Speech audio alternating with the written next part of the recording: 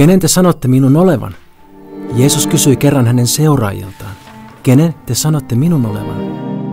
Profeetan, jolla on uusi opetus, sairaiden parantajan vai pelastajan kadotetulle maailmalle? Jeesus väitti olevansa kaikkea tätä, mutta ennen kaikkea hän väitti olevansa lihaksi tullut Jumala. Ajan aamunkoitteessa hän sytytti sanoillaan kipinän ihmisen historiaan. Hän puhalsi elämän ensimmäiseen mieheen ja naiseen ja luomakunnan jokaisen soluun. Mutta me kapinoimme, käännyimme kuningastamme vastaan ja seurasimme omia teitämme, vaikka se maksaisi henkemme.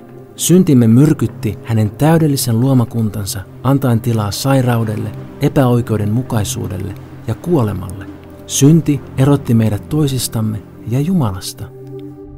Mutta sen sijaan, että Jumala olisi hylännyt ihmiskunnan, hän lähetti poikansa, Jeesuksen, astumaan luomaansa maailmaan, jonka meidän syntimme rikkoi. Hän hengitti meidän ilmaamme, tuli ihmiseksi, sellaiseksi kuin me.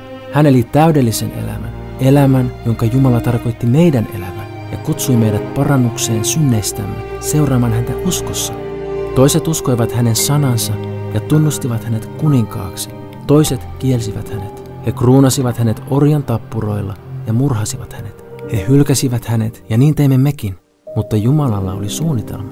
Jeesus antoi itsensä vapaaehtoisesti kuolemaan ristillä, pelastaakseen meidät Jumalan tuomiolta ja kuolemalta, jonka me ansaitsimme. Tuolla ristillä hän vaihtoi meidän kapinamme hänen kuuliaisuuteensa, meidän rikkinäisyytemme hänen täydellisyyteensä. Jumalan poika kuoli, jotta me eläisimme. 3. päivänä hän nousi jälleen elämään, voittaen kuoleman lopullisesti.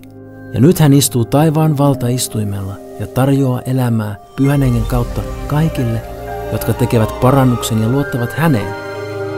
Jeesus on kuningasten kuningas. Voit joko kruunata tai ristiinnaulita hänet. Välimaastoa ei ole.